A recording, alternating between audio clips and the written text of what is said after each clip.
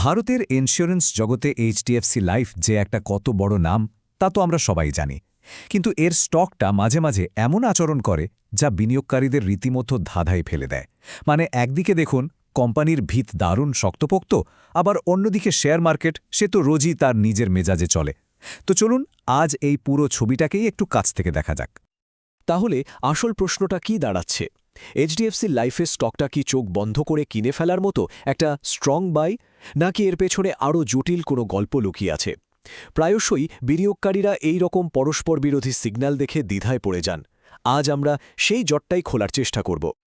আসলে এই প্রশ্নের উত্তরটা নির্ভর করছে আমরা ঠিক কোন দিক থেকে দেখছি তার উপর। আমরা কি কোম্পানির ভেতরের শক্তি, মানে এর ব্যবসাটা কতটা মজবুত সেটা দেখছি, নাকি আমরা বাজারের রোজকার মুড, মানে শেয়ারের দামের ওঠানামা বোঝার চেষ্টা করছি? এই বিশ্লেষণে আমরা এই দুটো দিকই খুঁটিয়ে দেখব। ঠিক আছে, তাহলে চলুন প্রথমে কোম্পানির ফান্ডামেন্টালস বা ভেতরের খাবারটা নেওয়া যাক। মানে ব্যবসা হিসাবে এইচডিএফসি লাইফ আসলে কতটা শক্তিশালী সেটাই প্রথমে দেখে নিই। তো এইচডিএফসি লাইফ আসলে কে? এটা হলো ভারতের দ্বিতীয় বৃহত্তম প্রাইভেট লাইফ ইন্স্যুরেন্স কোম্পানি। এদের কাছে বিভিন্ন রকম ইন্স্যুরেন্স আর ইনভেস্টমেন্ট প্রোডাক্টের একটা বিশাল সম্ভার আছে। সারা দেশে ৬০০টা ব্রাঞ্চ আর প্রায় ২.৫ লক্ষ এজেন্টের একটা বিরাট নেটওয়ার্ক নিয়ে এরা কাজ করে। আর এর বেশিরভাগ মালিকানাই রয়েছে এইচডিএফসি ব্যাংকের হাতে। সোজা কথায় বাজারের একজন অত্যন্ত স্থিতিশীল আর গুরুত্বপূর্ণ খেলোয়াড়। আচ্ছা, এবার যদি কোম্পানির গ্রোথের দিকে তাকানো যায় তাহলে একটা দারুণ ছবি চোখে পড়ে। দেখুন, গত ৩ বছরে এর রেভিনিউ কিন্তু লাগাতার বেড়েছে। বিশেষ করে অর্থবর্ষ ২৩ থেকে ২৪-এ যে একটা বিশাল লাভ দেখা যাচ্ছে, সেটা তো কোম্পানির আর্থিক স্বাস্থ্যের একটা স্পষ্ট আর শক্তিশালী প্রমাণ দেয়, তাই না? আর কোম্পানির সাইজটা ঠিক কতটা বড় তা বোঝার জন্য এই একটা সংখ্যাই যথেষ্ট। জুন ২০২৫ পর্যন্ত তাদের মোট অ্যাসেটস আন্ডার ম্যানেজমেন্ট বা AUM ছিল প্রায় 3.56 ট্রিলিয়ন রুপিস। ভাবা যায়? এই বিপুল পরিমাণ অর্থই আসলে তাদের আর্থিক স্থিতিশীলতা আর বাজারের ওপর নিয়ন্ত্রণের প্রমাণ। আর এই যে অসাধারণ গ্রোথ, তার পেছনে একটা বড় কারণ হল তাদের স্ট্র্যাটেজিক চিন্তাভাবনা। এইচডিএফসি লাইফ এখন আর শুধু বড় শহরে আটকে নেই, তারা ছোট শহর মানে টিয়ার 2 আর টিয়ার 3 মার্কেটগুলোতেও ছড়িয়ে পড়ছে। আর সেখান থেকেই তাদের নতুন ব্যবসার প্রায় ৬৫% আসছে। এটাই কিন্তু তাদের লং টার্ম সাকসেসের আসল চাবিকাঠি হয়ে উঠছে। বেশ, কোম্পানির ভিত তো বেশ মজবুত মনে হচ্ছে, তাই তো? কিন্তু শেয়ার মার্কেট কি ভাবছে? চলুন এবার দ্বিতীয় দৃষ্টিকোণ থেকে ব্যাপারটা দেখি, অর্থাৎ স্টক মার্কেটে এর প্রতিদিনের পারফরম্যান্সটা ঠিক কেমন চলছে। বাজারের এই শর্ট টার্ম মেজাজ বোঝার জন্যই কিন্তু টেকনিক্যাল অ্যানালিসিস ব্যবহার করা হয়। এটা আর কিছুই না, স্টকের পুরনো দাম আর ট্রেডিং ভলিউম দেখে ভবিষ্যতের দামের গতিপথটা আজ করার একটা পদ্ধতি। প্রথম দেখায় বা এক ঝলকে টেকনিক্যাল ছবিটা কিন্তু বেশ পজিটিভ। বেশিরভাগ মুভিং অ্যাভারেজ, যেটা একটা খুব জনপ্রিয় ইন্ডিকেটর, স্টকটাকে স্ট্রং বাই বা কেনার জন্য জোরদার সিগন্যাল দিচ্ছে। মানে মনে হচ্ছে যেন সবকিছু একদম ঠিকঠাক। কিন্তু এখানেই গল্পে একটা টুইস্ট আছে।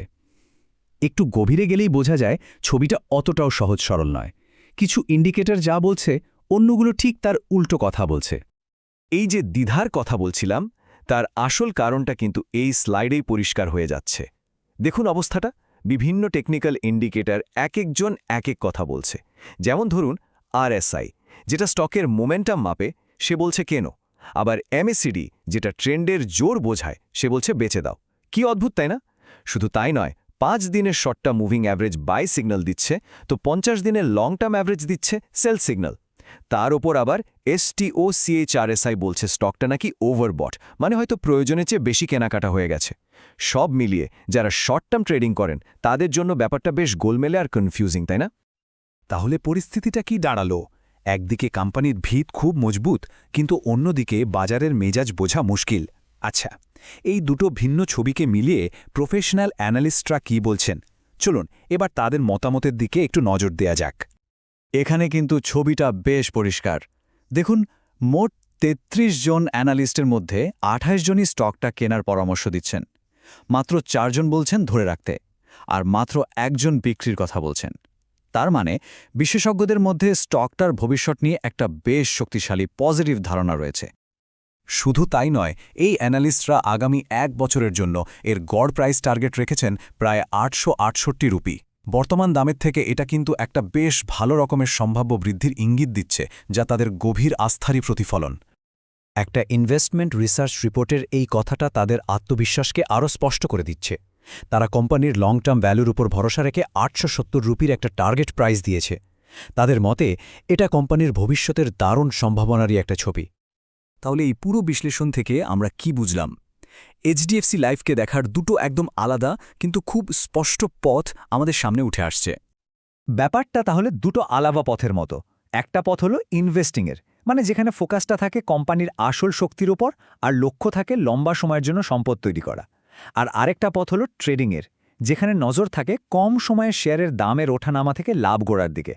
এখন এইচডিএফসি লাইফের গল্পে যদি আমরা ফিরে আসি, তাহলে দেখব এর ফান্ডামেন্টালস বা ভিতটা কিন্তু লং টার্ম ইনভেস্টার্সদের জন্য দারুণ একটা গ্রিন সিগন্যাল দিচ্ছে।